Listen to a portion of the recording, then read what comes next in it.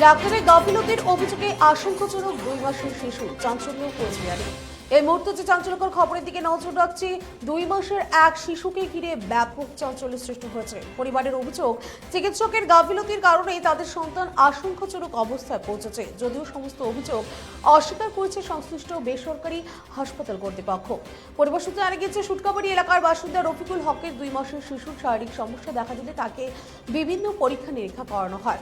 পরীক্ষার পর চিকিৎসকেরা জানান শিশুটির হার্নিয়া হয়েছে এবং দ্রুত অপারেশনের প্রয়োজন। এরপর এক চিকিৎসকের পরামর্শে কোচবিহারের একটি বেসরকারি হাসপাতালে ভর্তি করা হয় শিশুটিকে। গত 24 ফেব্রুয়ারি প্রয়োজনীয় কাগজপত্র ও চুক্তিপত্র সম্পূর্ণ করে অপারেশন করা হয় বলে জানিয়েছেন পরিবারের লোকজন।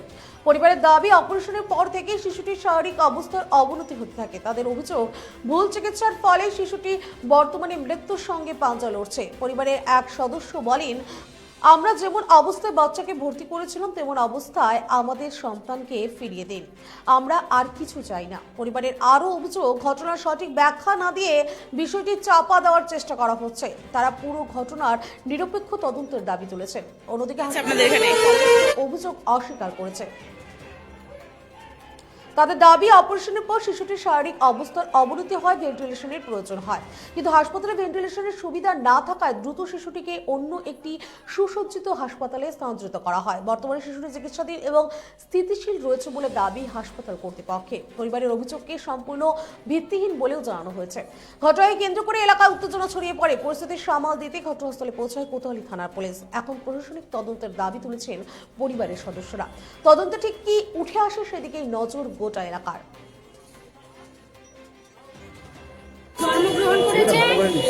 জন্মগ্রহণ করেছে বাচ্চার ওয়েট ছিল 1 কেজি আর এখন বাচ্চার ওজন হলো 2 কেজি। আমরা এই ডক্টর মিত্রকে দেখাতে আসছিলাম। দেখার পরে ওরা বলছে কি, বাচ্চা তোমার নিয়ে ধরা পড়েছে, তাড়াতাড়ি অপারেশন করতে লাগবে, আমরা বলি ডাক্তারবাবু যেটা ভালো হয় সেটা করুন, বাচ্চা তো আপনার কাছে আমরা বাচ্চার জন্য আসছি, যেটা করবেন তাড়াতাড়ি করুন। ওরা তারপর কি বলছে, কালকে নিয়ে আসো রিপোর্ট, সমস্ত রিপোর্ট ভালো ছিল, কালকে নিয়ে আসো, কালকে আমরা তোমাদের বাচ্চার অপারেশন করাবো। তারপর আমরা বাচ্চা নিয়ে আসি, আমরা ওদিকে নিয়ে যাই, অপারেশন রুমে নিয়ে যাই।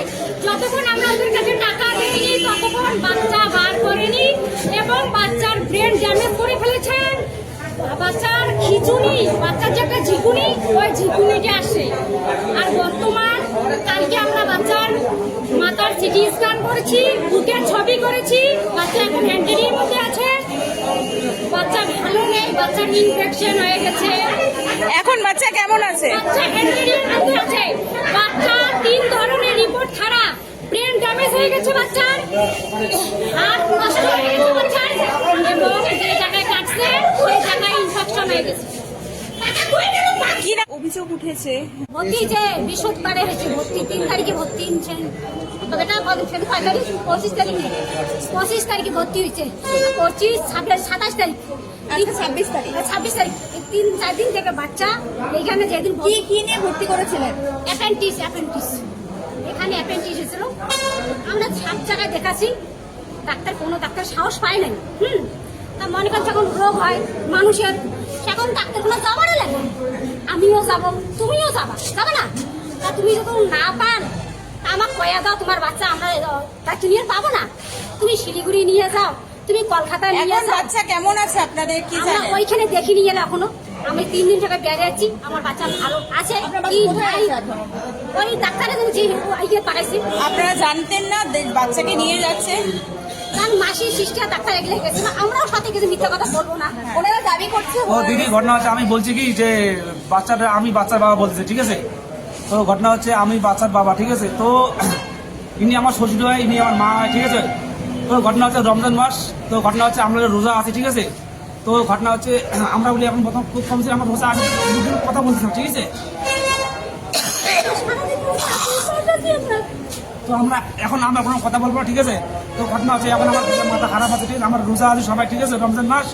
তো আমি আর মাইকের মধ্যে কিছু বলতে চাই না, তো আমার মুখ দিয়ে অনেক কথা বেরোচ্ছে না। অভিযোগ উঠেছে যে বাচ্চার ভর্তি হয়েছে, তারপরে এখন তার কোনো ভেন্টিলেশনে আছে, তার কোনো ব্রেন হ্যামারেজ হয়ে গেছে, এরকম অন্যান্য অনেক অভিযোগ অ্যাকচুয়ালি উঠেছে। সেটা কি হয়েছে পরবর্তীতে সেটা তো আমি বলতে পারছি না। পেশেন্টের নাম হচ্ছে রায়ান হক, যেগুলো আমি যা শুনলাম সমস্ত কিছু রিপোর্ট শুনে 24 তারিখ নাগাদ স্বস্তিক সেবাঙ্গনে আমাদের এখানে অ্যাডমিশন হয়েছিল। পেশেন্টের বয়স সম্ভবত 1.5 থেকে 2 মাস। তো ওনার হার্নিয়া অপারেশন হয়েছিল, হার্নিয়া অপারেশন করা হয়েছিল, হার্নিয়াটমি বলে যেটাকে, হার্নিয়া অপারেশন করা হয়েছিল। তো অ্যাকর্ডিং টু ডক্টর বিকাশ মিশ্র পেশেন্টের ওটি একদম সাকসেসফুল হয়েছে, ঠিক আছে। কিন্তু পোস্ট ওটি কিছু পেশেন্টের মানে একটু নার্ভাসনেস একটা ব্যাপার আছে, যেমন অক্সিজেনের অভাব টভাব দেখা দেয়। তো সেই কারণে ডক্টর বিকাশ মিশ্র ওই সময় পেডিয়াট্রিক কেস রানার সঙ্গে ছিলেন, তখন উনি শুভম নার্সিংহোমে ভেন্টিলেশনে দেওয়ার জন্য রেফার করে দেন।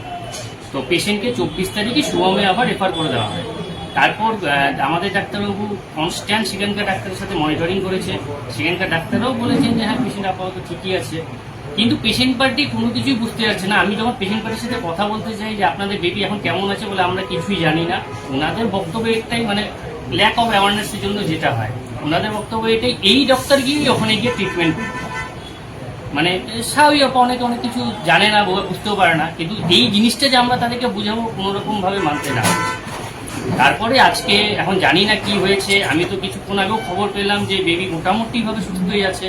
ওনারা ওখানেও হয়তো বা ঝামেলা করেছে, এখানে এসেও প্রচন্ড ঝামেলা করছে, ডাক্তারকে নিয়ে ধস্তাধস্তি করেছে, আমাকে নিয়েও একটু ধস্তাধস্তি করেছে। যথেষ্ট চেষ্টা করেছিলেন যে 2-1 গিয়ে ভিতরে গিয়ে কথা বলুক, জিনিসটা বুঝুক, কিন্তু কেউ বুঝতে না পারছে।